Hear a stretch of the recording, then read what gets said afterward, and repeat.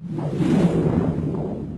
want answers? I think I'm entitled. You want answers? I want the truth! You can't handle the truth!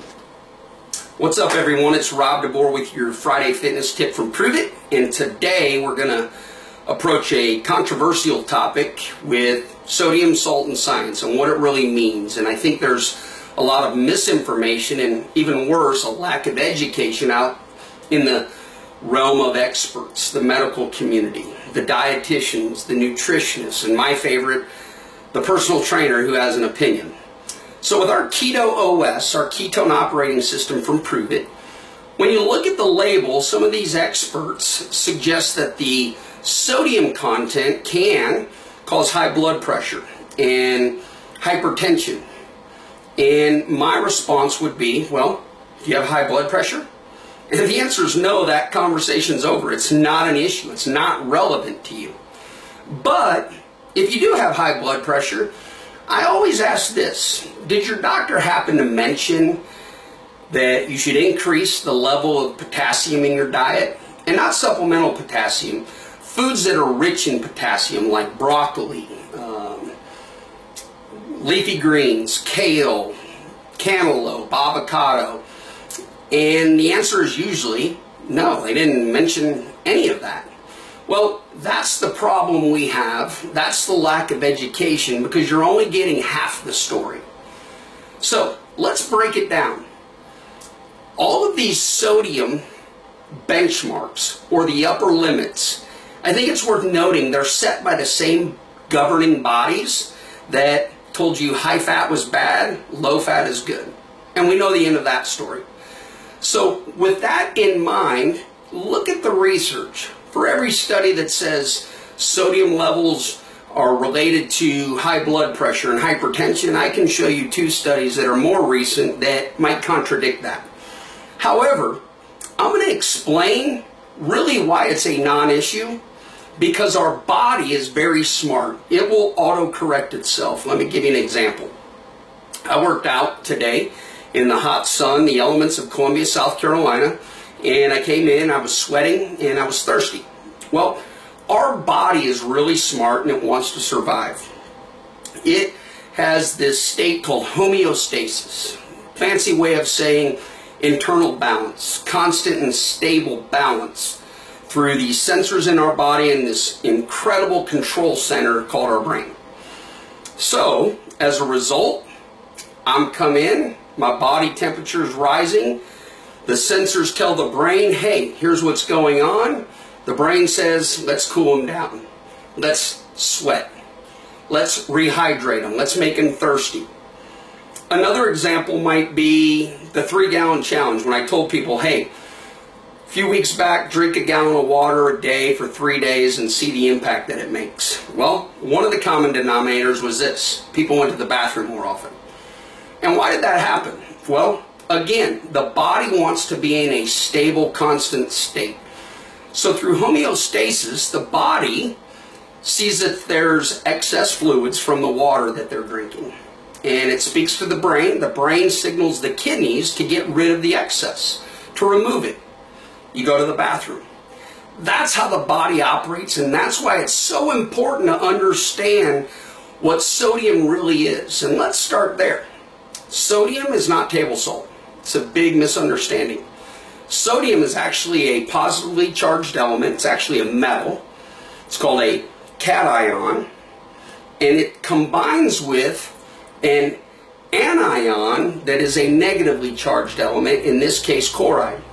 So you've got Na positive, opposites attract, Cl negative, and you've got NaCl, voila, table salt. And the reason that's important is because table salt is 40% sodium. The rest is chloride and trace minerals. And the reason that's important is to understand the balance and the role sodium, chloride, potassium, and magnesium, these electrolytes, the role that they play in the body. Remember, our body wants that level of homeostasis.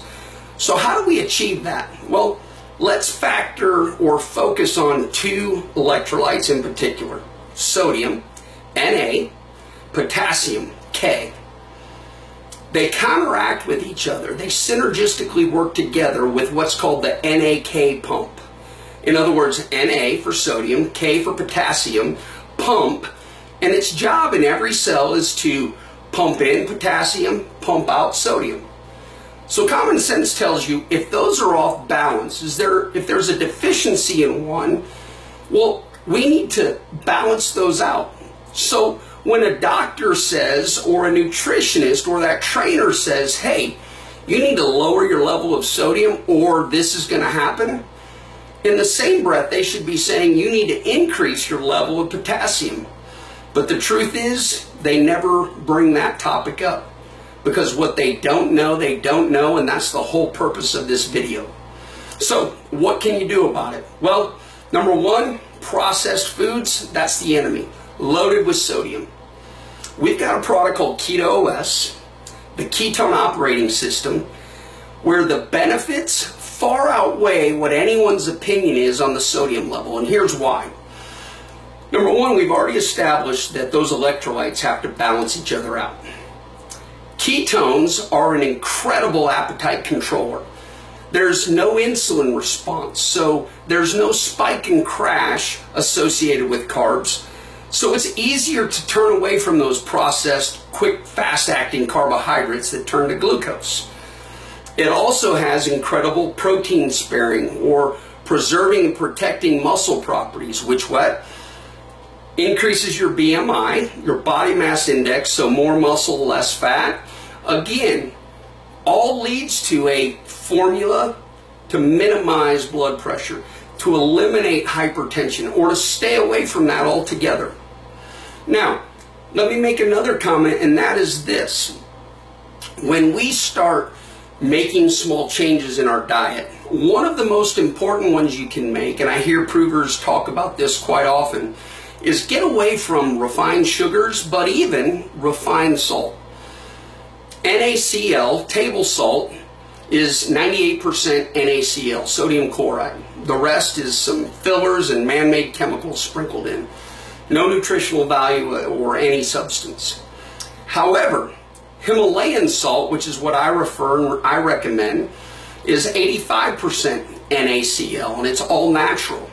However, that other 15% is very valuable amounts of trace minerals that your body uses. In addition, Himalayan salt in particular has a great sodium to potassium ratio. So that again contributes to getting to that position of homeostasis in the body. So, some subtle changes you can make.